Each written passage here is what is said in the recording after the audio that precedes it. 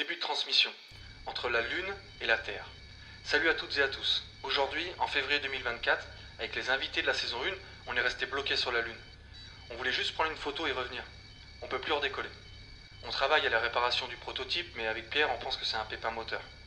Dans la base de vie, on a de quoi tenir pendant un mois. Et avec Bruno, Aude, Serge, Martin, Pierre et Louis, on s'occupe comme on peut.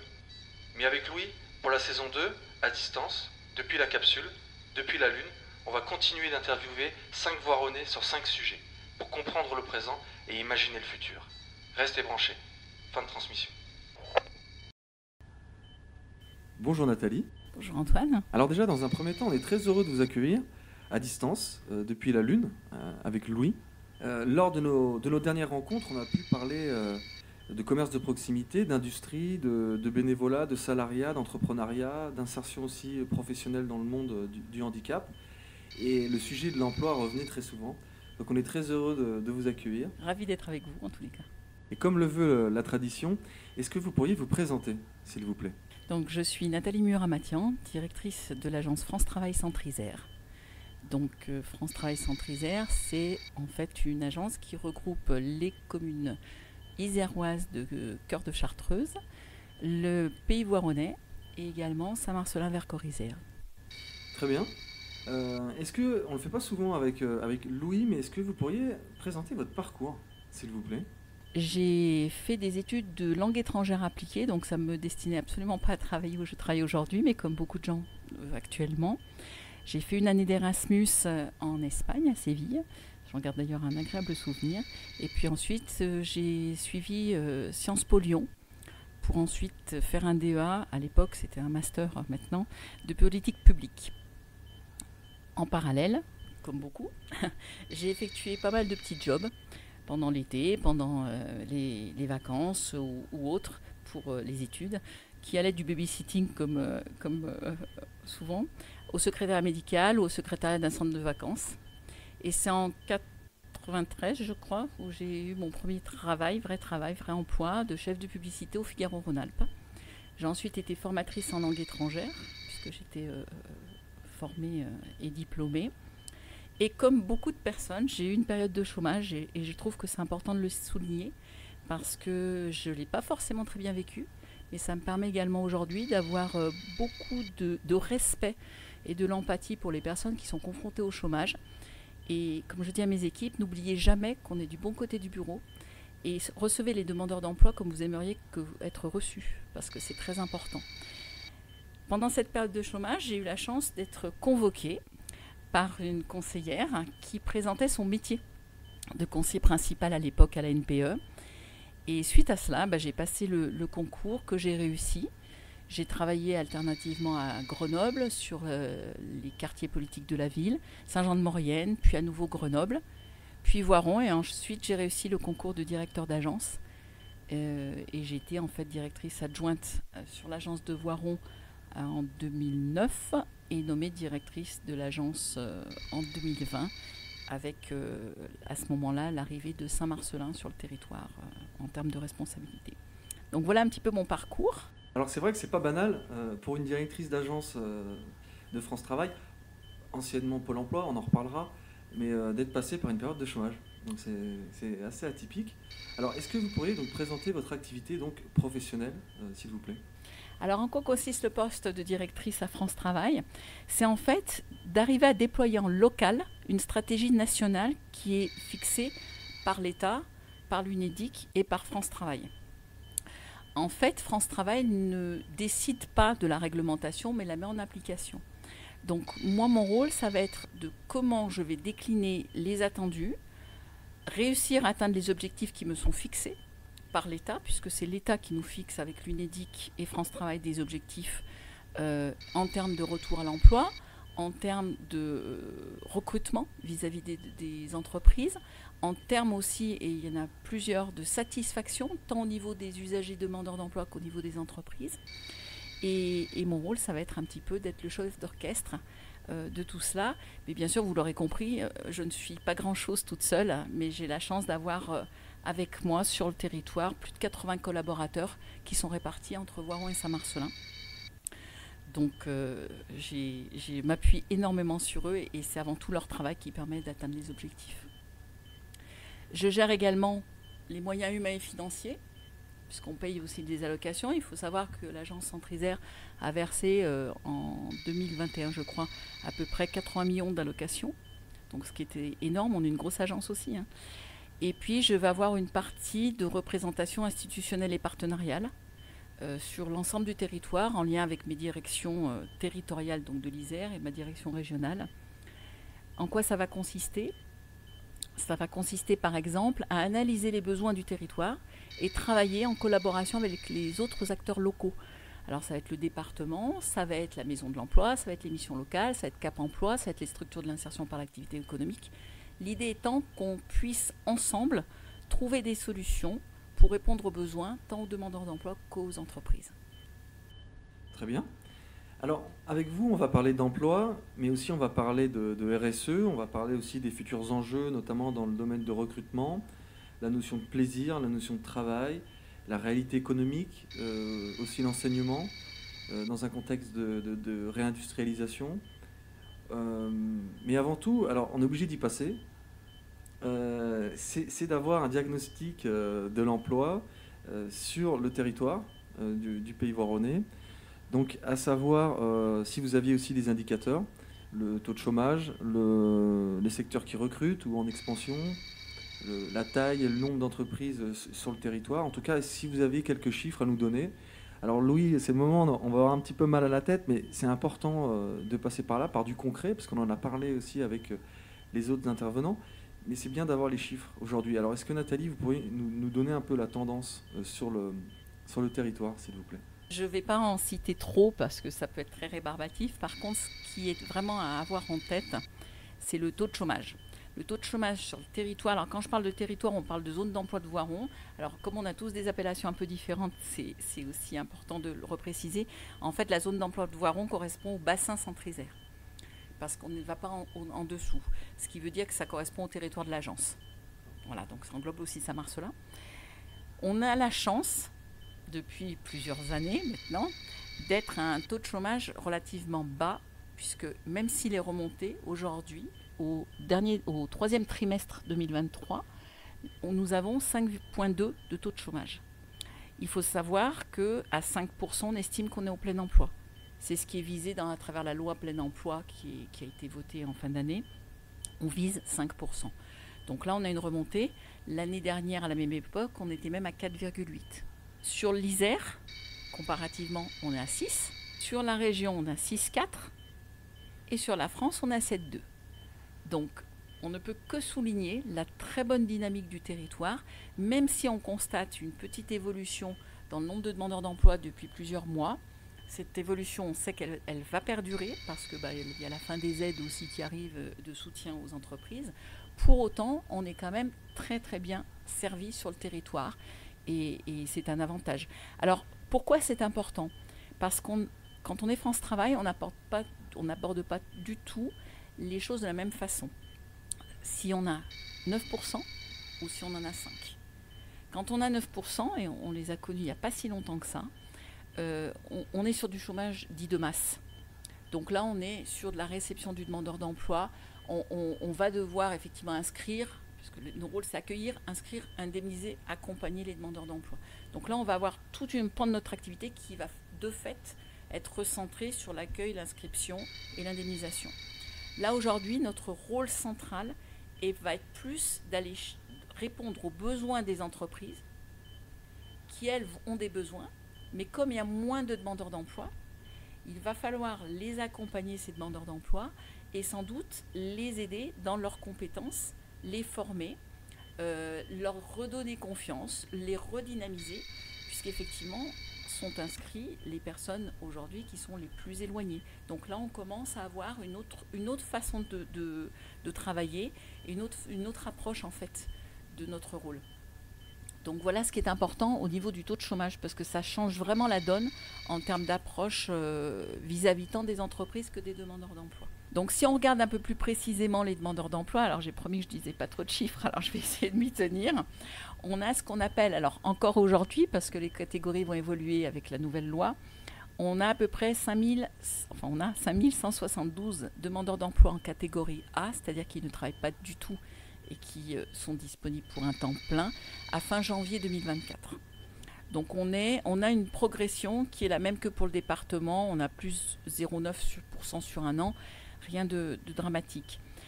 Quand on regarde la catégorie A, B, C, qui inclut ceux qui travaillent plus ou moins de 78 heures, donc qui auront en fait une activité, on est à 9822. Ce qui veut dire qu'on a quasiment un demandeur d'emploi sur 2 qui travaille quelques heures. On a 63% des demandeurs d'emploi de la catégorie A, donc des 5172, qui sont indemnisés. Ça aussi, c'est une particularité parce qu'on a une augmentation du nombre de demandeurs indemnisés parce qu'il y a eu des périodes d'emploi. Et si on s'attarde un petit peu pour regarder quelles sont les catégories qui effectivement ont évolué, autant l'année dernière, on avait toutes les catégories en baisse. Alors quand je dis catégorie, ça va être, c'est peut-être c'est pas forcément, c'est un peu impropre. C'est en fait typologie, ce serait plus juste. Toutes les typologies, que ce soit les jeunes, les seniors, les demandeurs d'emploi de longue durée, les bénéficiaires du RSA, toutes ces catégories étaient en baisse. Là, cette année, on constate une augmentation du nombre de jeunes et également de bénéficiaires du RSA. Mais on continue à voir le nombre de demandeurs d'emploi de longue durée baisser. Donc ça, c'est aussi les choix de l'État qui nous demande de recevoir les demandeurs d'emploi de longue durée et de redynamiser les parcours. Donc ça porte ses fruits. Et une baisse aussi des demandeurs d'emploi qui sont bénéficiaires de l'obligation d'emploi, c'est-à-dire des travailleurs handicapés. Donc là, on peut imaginer aussi que ça fait partie des politiques publiques qui sont déployées et qui, heureusement, je dirais, portent leurs fruits. Donc voilà un petit peu pour les demandeurs d'emploi. Mais bon, ce qui est important, c'est aussi parler des salariés. Donc sur le territoire, alors c'est une donnée qui date de fin décembre 2022 parce que ce n'est pas une donnée France Travail, c'est une donnée ACOS, de source ACOS. C'est 25 259 salariés du privé hors agriculture sur le territoire du Pays voironnais, avec une forte progression, et c'est vraiment la typologie du territoire, dans les services et l'industrie. Ce qui permet effectivement de voir qu'il y a quand même pas mal de gens en emploi. Et on a 2646 établissements du secteur privé sur la communauté d'agglomération du Pays voironnais, hors agriculture, parce qu'on ne compte pas, c'est compté à part, hein, c'est comme ça. Et on a une progression qui, sur un an, de plus 0,4%, alors qu'on a une progression de plus 1,3% sur l'Isère. Ce qui est important, c'est aussi de parler des recrutements. Alors quand je parle de recrutement, ce n'est pas les offres d'emploi, on parle bien des recrutements. Donc l'année dernière, en cumul sur un an, on a eu 10 883 recrutements sur la communauté d'agglomération du Pays voironnais, avec une évolution sur un an de 3,4%. Ce qui est intéressant, c'est qu'au même moment, on avait une baisse sur l'Isère de moins 3,5%. Donc ce qui veut vraiment dire que pour l'instant, enfin en tous les cas jusqu'à fin janvier, on était sur quelque chose qui se maintenait sur le territoire. Et une évolution qui ne correspondait pas au département. Donc c'est plutôt positif. On a, comme je disais tout à l'heure, on a vraiment de la chance d'être sur ce territoire. Hein. C'est avec une évolution aussi à noter sur plutôt les services qui sont en progression de plus 6,7. Et les baisses sont moindres sur les autres secteurs. Et l'industrie est encore à plus 0,9% alors qu'on a moins 5% sur l'Isère.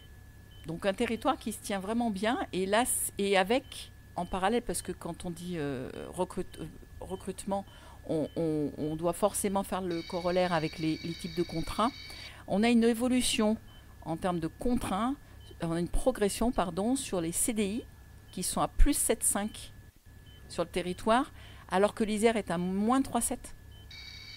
Et on est à des CDD plus de 6 mois à plus 3,1, alors que l'Isère est à moins 2,5. C'est-à-dire que si on cumule les CDD plus de 6 mois et les CDI, on a une belle progression, alors que l'Isère, elle, est en déclin. Et quand on s'attache aux offres d'emploi, donc là, ça va être c'est source France Travail, puisque c'est les offres d'emploi que nous enregistrons, et bien là, on a une très grosse progression, puisqu'on a plus 12,4% d'offres d'emploi enregistrées sur un an, avec plus de 8000 offres d'emploi, 8024 pour être précise.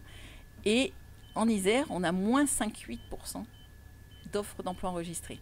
Alors, comment j'en ai échangé avec les équipes, puisque vous imaginez bien que c'est surtout le travail de toute l'équipe, c'est vraiment aussi sur le territoire, la présence beaucoup plus importante, le aller vers en prospection, mieux se faire connaître, mieux travailler aussi en synergie avec à la fois les entreprises, à la fois avec les acteurs du territoire, la confiance, je pense, qui se gagne aussi dans les méthodes de recrutement.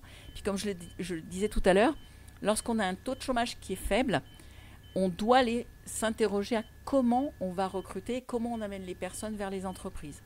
Alors c'est vrai qu'on s'approche d'un taux de chômage, du plein emploi, effectivement, comme vous le dites. C'est toujours intéressant. On n'a pas perdu Louis, ça va, au niveau des chiffres. Mais c'est intéressant d'avoir effectivement la réalité concrète de ce qui se passe au niveau économique et notamment au niveau de l'emploi. Alors dans cette conversation, on va se balader sur le spectre du monde économique. On va parler d'entreprise, on va parler du monde des demandeurs d'emploi. On va parler aussi de l'image du travail. Mais avant tout, je crois que c'est une réforme du gouvernement, 1er janvier 2024, la réforme plein emploi, je crois. Donc Pôle emploi devient France Travail.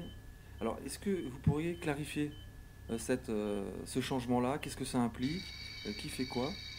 Effectivement, au départ, on a dit 1er janvier, Pôle emploi devient France Travail. Bon, ça, je dirais, c'était presque anecdotique. On a changé le logo, oui. Mais c'est bien plus qu'un changement de nom, en fait.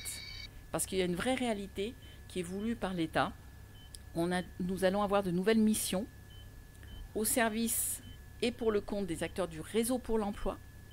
C'est-à-dire qu'il y a une confusion, d'ailleurs encore aujourd'hui, quand on écoute un petit peu les médias. Quand il y a eu le rapport de préfiguration qui a été fait par Thibaut Guilluy, qui est aujourd'hui directeur général de France Travail, il y a eu une confusion entre France Travail, opérateur, qui était en fait Pôle emploi, et le réseau France Travail. Donc c'est resté un petit peu dans l'esprit. Aujourd'hui, on ne parle plus de réseau France Travail. C'est-à-dire qu'on a France Travail, l'ex-Pôle emploi, et ensuite on a le réseau pour l'emploi, qui va comprendre en particulier Cap Emploi, les missions locales, les collectivités territoriales, mais également va rapprocher tous les acteurs qui interviennent sur l'inclusion et l'emploi. L'idée, il y a une seule ambition derrière, c'est ne laisser personne au bord de la route. On a progressivement, d'ici 2027, à mettre en place une réforme d'ampleur sur 4 axes avec nos partenaires. Parce que là encore, on ne fera rien tout seul. Donc, la première, c'est repérer l'ensemble des personnes en recherche d'emploi, les inscrire à France Travail et leur proposer un parcours d'accompagnement adapté. C'est-à-dire que toute personne sera inscrite, ça ne veut pas dire que toute personne sera suivie par France Travail. On pourra s'appuyer sur les expertises des autres structures, parce que les missions locales ont une expertise reconnue au niveau des jeunes, les Cap Emploi sur les travailleurs handicapés, le département sur les bénéficiaires du RSA avec des problématiques sociales. En aucun cas, nous avons, l'expertise totale et d'où l'intérêt de vraiment travailler en collaboration. Mobiliser l'ensemble des personnes inscrites à France Travail avec un contrat d'engagement fixant un cadre de droits et de devoirs rénové, je vais vous expliquer. Donc droit à un accompagnement personnalisé d'une part et obligation d'implication dans le parcours d'autre part, dont le respect sera contrôlé. Et davantage de parcours d'accompagnement intensif pour maximiser les chances de retour à l'emploi. La troisième chose, c'est accompagner l'ensemble des entreprises qui ont des besoins de recrutement, notamment les TPE et les PME, puisqu'elles n'ont pas forcément de service RH, en allant au-devant de leurs besoins pour proposer des solutions adaptées. Donc là, on y reviendra tout à l'heure. Des difficultés de recrutement, ça veut dire forcément qu'on va aller faire dans la dentelle et qu'on n'est pas dans quelque chose de masse. C'est-à-dire qu'il faut vraiment qu'on soit en capacité de donner des réponses au plus près des besoins des entreprises. Et enfin, et ça va être un gros enjeu, mettre en place les outils communs pour favoriser la coopération entre les acteurs, le pilotage par l'État, les collectivités territoriales et l'efficience globale du système. Ce qui veut dire qu'effectivement, on va avoir des modifications importantes de notre système d'information pour une mise en commun, pour que nous ayons, en fait, que les personnes ne le disent qu'une fois. Vous nous le dites qu'une fois. C'est-à-dire que du moment où la personne commence son accompagnement, l'idée est qu'à travers le système d'information qui sera bien évidemment très sécurisé dans le cadre de la RGPD et de la CNIL, ça va de soi, tout ne va pas être partagé, la personne puisse bénéficier du suivi le plus juste et de l'accompagnement le plus personnalisé et avec l'intention de retour à l'emploi in fine. Très bien.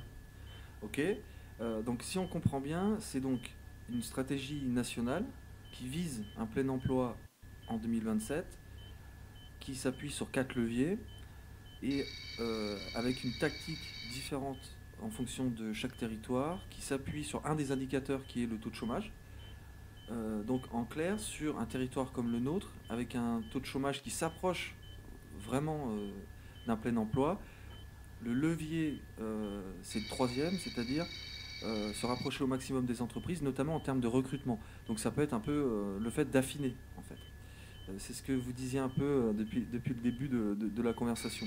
Alors toujours pour rester au plus proche, et en plus c'est dans la continuité de ce qu'on dit, pour rester au plus proche de ces entreprises-là, on parle souvent de RSE depuis maintenant une vingtaine d'années. Je voulais avoir votre avis là-dessus, à savoir, est-ce qu'il s'agit, alors déjà, selon vous, qu'est-ce que la RSE représente? Est-ce que c'est un élément de langage? Est-ce que c'est une réelle prise de conscience des dirigeants d'entreprise, ou les deux? Et est-ce que vous auriez des cas concrets de RSE sur le territoire du Pays Voironnais? Alors sur le territoire, je vais donner des exemples de deux clubs en fait qui ont vu le jour, qui sont nationaux, hein, mais qui sont déployés y compris en local et qui montrent vraiment comment les entreprises s'emparent du sujet. Alors au-delà de ce qui est fait, et je ne parlerai pas à leur place sur les associations de Centralpes autour de la semaine de la RSE ou d'entreprises qui peuvent avoir des fondations comme SIDAS que j'ai visité il n'y a pas très longtemps ou comme Vika, comme on a aussi... D'ailleurs, France Travail aussi, hein, nous, on a une forte orientation RSE. Ça va être de travailler autour de l'inclusion. L'inclusion, l'égalité homme-femme, l'inclusion des travailleurs handicapés. Ça va être, bien sûr, la réduction de carbone. Mais ça, je dirais que ça, c'est le côté un peu plus... Et c'est de voir comment, concrètement, on va s'emparer du sujet. Donc, les entreprises, il y a le Club des entreprises s'engage. Ce club a été créé en 2018. L'idée était vraiment de faire quelque chose au niveau du département, avec des entreprises de toute taille, des services de l'État, pour que les entreprises puissent indiquer qu'elles veulent vraiment être actrices des évolutions pour une société inclusive, un monde durable. Alors on va avoir des entreprises sur le territoire, je vais en citer quelques-unes, alors je sais que je ne vais peut-être pas toutes les citer parce qu'il y en a de plus en plus. On va avoir Smoke Industrie à Tulin, on va avoir Constellium, on va avoir les Chocolats Bona, on va avoir Parabout, on va avoir Guintoli, on va avoir Radial et Poma. Et voilà, ce sont des entreprises qui vont s'engager et qui vont être présentes et qui vont répondre présentes quand notamment on va avoir des personnes éloignées de l'emploi, donc travailleurs handicapés, qui n'ont pas forcément travaillé depuis longtemps et qui vont chercher des immersions pour revenir. Donc ces entreprises-là, on va les solliciter parce qu'elles vont avoir ce côté label. Ça crée une communauté. En fait, c'est l'idée de créer une communauté pour ensemble être acteurs de changement. Il y a des programmes d'engagement pour vraiment être partie prenante d'action en local. Ça va être s'engager sur un territoire. Donc généralement, ce sont déjà des entreprises. Alors moi, pour en connaître un certain nombre, il y en avait qui n'étaient pas forcément, qui ne connaissaient pas et à qui j'ai dit, mais allez rejoindre ce club-là parce que ça a vraiment un intérêt pour vous de ne pas rester seul, de pouvoir échanger sur des problématiques, notamment de recrutement, mais pas que, parce qu'il y a tout l'aspect RH, et tout l'aspect RSE autre. Et c'est aussi participer à des événements, partager, faire connaître ses actions, c'est aussi se mettre en lumière par rapport aux défis sociaux, sociétaux et environnementaux. Et donc là, c'est vraiment quelque chose qui fonctionne. Et en parallèle, depuis quelques mois, et on a de la chance d'en avoir aussi sur le territoire, le ministère du Travail, du Plein Emploi et de l'Insertion, avec le ministère des Sports et des Jeux Olympiques et Paralympiques, a créé les clubs sportifs engagés, avec la vocation de favoriser l'insertion professionnelle par et dans le sport à travers un dispositif où France Travail est partie prenante. Alors nous, ça nous parle, et je vais vous dire pourquoi, parce qu'on a fait des stades vers l'emploi. Donc quand on parle de recruter autrement, de RSE, c'est aussi faire tomber un petit peu les a priori. Et un stade vers l'emploi, c'est une journée de recrutement à l'aveugle sur le matin, où demandeurs d'emploi et entreprises vont se challenger sur des défis sportifs très simples. Il ne s'agit pas d'être ultra sportif, ce n'est pas le but du tout. Mais une fédération, et à travers un club de sport, va organiser un temps sportif le matin, à l'aveugle, dans l'anonymat, personne ne sait qui est qui, ce qui permet pour l'employeur d'identifier des savoir-être à travers l'attitude pendant les épreuves. Et ensuite, le repas est pris en commun, l'anonymat reste jusqu'au moment du début d'après-midi, où là on a un job dating, là l'anonymat tombe et ça permet aussi de recruter. Vous êtes l'employeur, comme le demandeur d'emploi, ils sont en jogging basket, ils sont en tenue de sport. On n'est pas sur le CV, vous parliez tout à l'heure du CV, à la limite c'est même pas le sujet, parce qu'on se rencontre, c'est la rencontre humaine, au-delà de la rencontre d'un recruteur et d'un recruté potentiel. C'est une rencontre humaine, ça marche bien. On avait fait le premier l'année dernière avec la Ligue de badminton, parce qu'on a la chance d'avoir la Ligue régionale d'Auvergne-Rhône-Alpes sur Saint-Cassien, donc avec une équipe qui est extraordinaire. Donc ça m'a bien marché, on l'a refait d'ailleurs avec eux fin novembre. Et l'année dernière, et je donne déjà rendez-vous pour le 6 juin, on le refait avec le Pays Voironnais Basket Club, avec qui on travaille beaucoup, puisqu'ils sont aussi engagés dans le cadre de leur association PVBC Life by Pluralis, où là ils sont extrêmement présents sur le territoire et il y a déjà beaucoup d'actions en faveur justement du quartier prioritaire de la ville, la Brunetière pour Voiron, et sur les accompagnements qui peuvent être faits à travers les personnes, le handicap, les seniors, etc. Et le foot aussi, qui travaille avec le Rotary, notamment pour l'aide aux devoirs le mercredi. On voit bien que ça bouge. Ça bouge, le paysage bouge, la société se transforme. Et je pense qu'on prend conscience individuellement et collectivement que les lignes doivent changer. C'est d'autant plus intéressant qu'effectivement, il y a l'idée aussi de se positionner au plus proche. Vous parlez de sport, et on en a parlé avec Bruno, notamment de rugby, mais aussi au plus proche de ces jeunes-là, ou moins jeunes, parce que ça peut être du bénévolat aussi, de ces valeurs du sport. Alors, si on comprend bien, toujours, l'idée, effectivement, on est toujours sur méthode d'affinage, avec, effectivement, cette idée de maillage, cette tactique d'être au plus proche des entreprises, être aussi innovant en termes de recrutement, pour continuer à atteindre cette idée de plein emploi. La prochaine question, donc là, on va se mettre du côté des demandeurs d'emploi. À savoir, selon vous, quels sont les futurs enjeux pour les demandeurs d'emploi alors actuels ou dans le futur? On a vraiment un enjeu d'orienter aujourd'hui vers des secteurs qui recrutent, qu'on appelle nous les métiers dits en tension.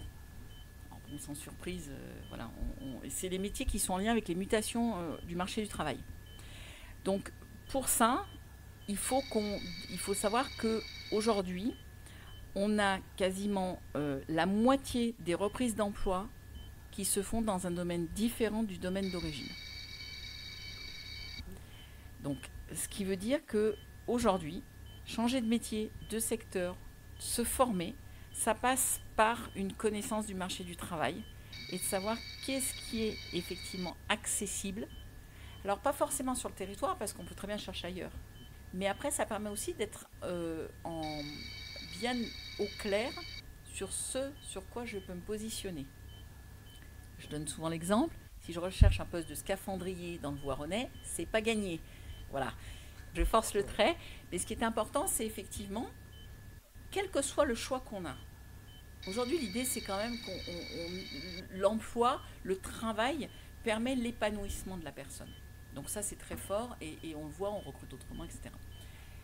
Mais il faut aussi que la personne soit au clair sur ce qui est disponible en termes d'emploi. Si je recherche un emploi qui n'existe pas sur mon territoire, soit je fais une mobilité géographique, soit je fais une mobilité de compétences. Mais c'est sûr que si je ne bouge pas mes lignes, il n'y a pas grand-chose qui va bouger. C'est-à-dire que et pour moi, je le crois très sincèrement, et la vie fait que, en général, c'est le cas, nous sommes tous acteurs de notre parcours. Alors oui, on n'a pas tous les mêmes chances au départ, on est bien d'accord. Par contre, les choix que nous faisons, ce sont bien les nôtres. C'est-à-dire qu'à un moment donné, on fait le choix de rester dans un métier, on fait le choix d'en changer, on fait le choix d'élargir son lieu de recherche, etc. L'important, c'est d'être en phase avec qui on est, parce que pour moi, on voulait parler un petit peu de plaisir et de travail. N'importe quel travail, selon la façon dont on l'aborde, va apporter des choses différentes. D'accord. Et après, ce que vous dites, effectivement, c'est devenir acteur de sa vie professionnelle. On en a parlé notamment avec Nicolas par rapport à l'entrepreneuriat. On entreprend de monter une entreprise, mais aussi le fait d'entreprendre sa vie professionnelle, faire ses choix. On aura le temps d'en parler peut-être tout à l'heure, avec la question de Benjamin tout à l'heure qui viendra. Mais en tout cas, c'est devenir effectivement acteur dans ses choix, tout en prenant en compte toutes les caractéristiques du marché du travail dans lequel on se trouve et les possibilités. Alors après, une question un peu plus philosophique. On dit parfois que la liberté, c'est pas faire ce qu'on veut, mais c'est faire ce qu'on peut. Et donc, notre prochaine question est la suivante. Quelle relation vous faites entre la notion de plaisir et la notion de travail ? C'est important de se faire plaisir et de savoir, mais vous avez complètement raison, et je dirais que là, c'est même de façon plus philosophique, hein. Il est important de savoir qui on est, de comprendre ses limites et de les accepter. Parce que il faut surtout pas être quelqu'un d'autre, parce qu'être quelqu'un d'autre, c'est que vous êtes après en zone d'effort en permanence. Et quelqu'un qui est en permanence en zone d'effort, ça va être quelqu'un qui ne tiendra pas dans la durée dans son poste. C'est après être quelqu'un qui va avoir un burn-out, qui va craquer, etc. Et c'est pas du tout... moi, je ne conçois pas le travail comme étant quelque chose qui rend malade. Donc, ni pour mes équipes d'ailleurs, mais ni en dehors. Et donc, c'est important qu'on puisse aussi échanger, on puisse avoir aussi des éléments, des signaux d'alerte sur des personnes qui peuvent effectivement aller vers une orientation qui n'est peut-être pas la bonne. C'est pas grave. L'essentiel, c'est d'essayer. Se donner aussi le droit à l'erreur, parce qu'on a un niveau d'exigence qui est parfois très élevé envers nous-mêmes. Mais c'est aussi se donner le droit à l'erreur et de dire finalement j'ai essayé, ça n'a pas marché, c'est pas grave. Je ferai différemment et quelle leçon j'en tire. Parce que c'est ça qui est important finalement, et c'est ce qui fait que nous sommes qui nous sommes. C'est l'accumulation de réussites, mais aussi d'erreurs, qui vont nous obliger à nous réinventer. C'est très intéressant, parce qu'on voit le rapprochement qu'il y a entre le monde du sport et le monde du travail. Bruno, qui est bénévole dans un club de sport local, disait aux jeunes, trouvez votre place, mais qu'est-ce que j'apporte sur le terrain ou dans la société. On avait vu aussi avec Rémi sur la préparation mentale, et notamment avec cette notion de plaisir, que savoir qui l'on est sur le terrain, avec des postes différents, et c'est dans ces petits intervalles de protocole, de cadre, qu'on arrive à trouver du plaisir. Voilà, d'où l'idée de bien savoir qui l'on est. Alors, toujours dans la continuité de la question précédente, là, on reste dans le monde du travail. Souvent, on peut confondre le plaisir et la liberté. Alors, dans une entreprise, la liberté, c'est l'autonomie. Mais si on met tout ça dans une perspective de réalité économique, quel est votre avis sur la notion de plaisir, la notion d'autonomie, notamment en termes de management? Pour moi, alors, je vais parler en tant que manager, parce que je manage depuis 25 ans, hein, quand même. Donc, en tant que manager, pour moi, il est important, et ça va faire le lien avec France Travail, il faut un cadre, de toute façon. Il faut que le cadre soit extrêmement clair, parce que c'est le cadre, alors nous, ça va être, je le disais tout à l'heure, la convention tripartite qui nous est donnée, c'est le cadre de la stratégie France Travail, c'est notre cadre. Donc ça, il n'y a pas d'option, c'est non négociable. Mais c'est comme dans tout, c'est comme dans la vie familiale, il y a un cadre qui est non négociable, on le sait avec les enfants, on le sait, voilà. Et dans ce cadre-là, on va pouvoir définir ensemble quelles sont les marges de manœuvre que j'ai. Et à partir de là, on va pouvoir œuvrer en utilisant notre potentiel, en disant moi j'ai envie de faire ça ou plutôt ça, avec des échanges. Déjà, il faut se parler, il faut dialoguer. Vous disiez la hiérarchie. Aujourd'hui, nous, à France Travail, on est sur un modèle de management, même si on est une grosse structure, où on est beaucoup plus sur le participatif, le droit à l'erreur. C'est celui qui fait, qui sait.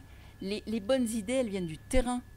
Moi, lorsque Et ça les fera sourire quand ils entendront ça. Lorsque je commence à dire on va faire comme ça, vous pouvez être sûr que 9 fois sur 10, je suis à côté parce que je ne fais pas l'activité d'un conseiller. Et l'inverse est vrai. Et il faut faire confiance à ceux qui font parce qu'ils ont d'excellentes idées. Et on parlait de plaisir. C'est que, oui, eux, ils vont avoir envie, l'individu, naturellement, va avoir envie d'aller vers quelque chose dans lequel il va se retrouver. Donc, c'est important de changer le mode de management.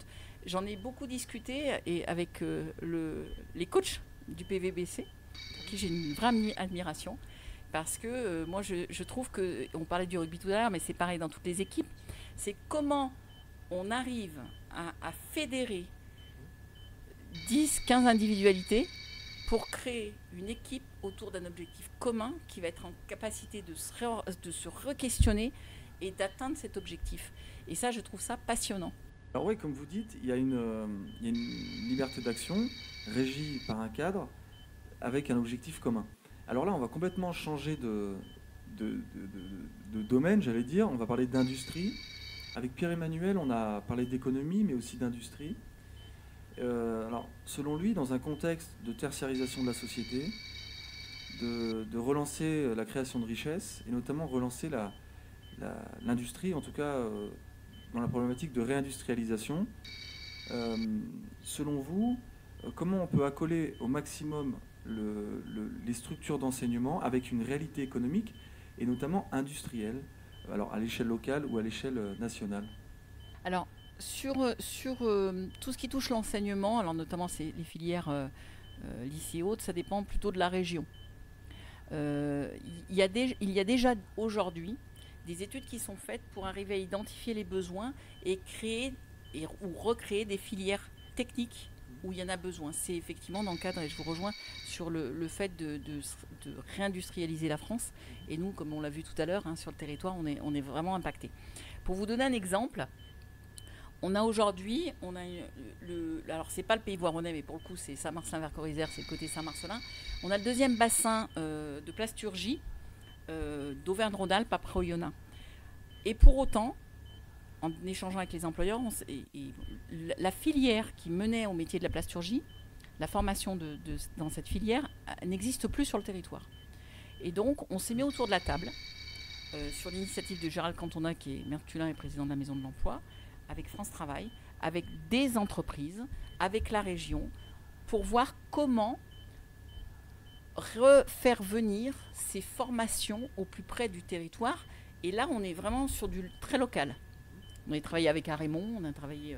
Et les choses commencent à bouger. Alors c'est certain, mais on se projette. Par contre, je pense que, et j'espère, très sincèrement, qu'au niveau du réseau Pôle emploi, on soit en capacité demain de faire remonter les besoins pour pouvoir adapter l'offre de formation en local au plus près des entreprises et puis éviter aussi que nos jeunes aillent dans des filières qui ne recrutent pas et ensuite se retrouvent sur le carreau en situation d'échec et à se poser des questions vis-à-vis de qui ils sont parce qu'ils n'ont pas besoin de ça. J'y crois vraiment parce qu'il n'y a pas de raison, il y a des choses, les données sont là, il y a des vrais changements en termes d'orientation politique, et qu'on voit, alors après, moi je ne fais pas de la politique, puisque, comme vous le savez, moi j'ai fait, avec, comme j'ai dit tout à l'heure, 25 ans de management, des gouvernements, j'en ai vu passer, et je me suis adaptée en fonction de ça, donc ce n'est pas le sujet. Mais vraiment, il y a quelque chose à construire, et l'objectif de plein emploi, qui est là, alors on n'est pas à l'horizon 2100, on est à l'horizon 2027, devrait être atteint sous réserve qu'il n'y ait pas une conjoncture économique défavorable, mais ça, on n'a pas la main. Donc, de toute façon, on va œuvrer. Et puis, ça sera comme avant le Covid, où on était plutôt dans un focus favorable, mais malheureusement, ça a été... mais ça, on ne maîtrise pas. Mais en tous les cas, c'est certain qu'on a les outils, je pense, aujourd'hui, pour permettre d'adapter les formations aux besoins des entreprises. Après, ça veut dire aussi faire aussi une plus belle part à toutes les filières de l'apprentissage, parce qu'on a souvent dénigré ces filières-là, alors qu'au contraire, ce sont les filières de professionnalisation qui permettent d'avoir les meilleurs employés dans les secteurs qui sont concernés. Oui, et on avait parlé de valorisation produit et valorisation métier, notamment des métiers manuels en termes de rémunération. Alors, on a une dernière question de Benjamin Arnaud, même si vous avez commencé à y répondre. Alors, Benjamin Arnaud, on a parlé avec lui il y a quelques semaines de mobilité, notamment de covoiturage, sur le bassin voironnais, mais aussi grenoblois.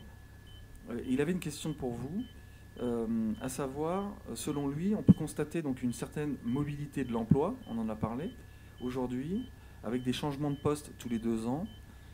Est-ce que selon vous c'est conjoncturel ou structurel? Et si c'est structurel, en conséquence, comment France Travail va pouvoir s'adapter, notamment dans son modèle d'accompagnement? Nous, au niveau de l'accompagnement, alors, conjoncturel ou structurel, comme je vous dis, aujourd'hui c'est conjoncturel. Ça dépendra de, comme je viens de le dire, de l'évolution du marché de l'emploi. C'est-à-dire que ça peut devenir structurel si on reste à un niveau de quasiment de plein emploi, où là on va être sur quelque chose qui va perdurer et ça va être vraiment un vrai changement, selon moi. Je peux me tromper. Par contre, par rapport à l'accompagnement de France Travail, nous on n'a pas un accompagnement type. C'est-à-dire qu'on va accompagner en fonction du besoin de la personne. Donc si on doit accompagner quelqu'un parce qu'il change tous les 2 ans, on accompagnera la personne dans son choix. Après, il y aura effectivement à prendre en compte sans doute l'indemnisation du chômage, parce que ça dépendra comment la personne, s'il est démissionnaire, voilà, il y a quand même un certain nombre de données très terre à terre qui rentrent en ligne de compte. Mais en tous les cas, nous, au niveau de l'accompagnement, la personne, si elle nous dit je cherche un CDD ou je cherche un CDI, c'est en fonction d'elle. C'est pas en fonction de nous. Donc on s'adapte. Très bien. On fera passer le message à Benjamin. En tout cas, merci Nathalie. Merci à vous Antoine, vraiment. Et merci pour cette conversation passionnante. Merci pour votre temps. Et à très bientôt. Au revoir.